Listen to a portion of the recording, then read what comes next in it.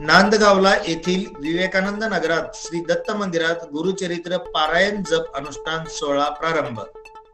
नांदगाव शहरातील विवेकानंद नगर येथील नागरिकांच्या सहभागाने 1994 पासून ते आज ताईत गेली 29 वर्षाची परंपरा सुरू ठेवत यावर्षी येथील स्वामी समर्थ सेवा केंद्र व दत्त मंदिरात श्री दत्त जयंती सोहळ्यानिमित्त गुरुचरित्र पारायणासोबत विविध धार्मिक कार्यक्रम प्रारंभ करण्यात आले आहेत।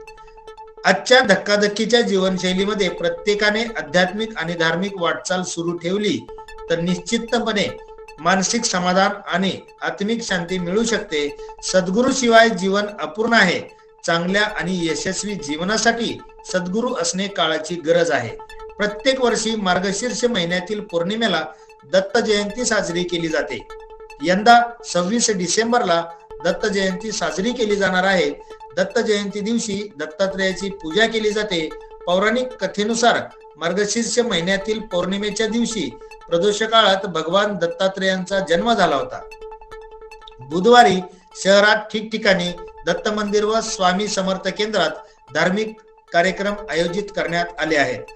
बुधवारपासून प्रारंभ झालेल्या श्री गुरुचरित्र पारायणास महिला पुरुष मोठ्या संख्येने उपस्थित आहेत, तरी काहींनी आपल्या घरी पारायण प्रारंभ केले आहेत। स्टार न्यूज साठी बाबासाहेब कदम, नांदगाव।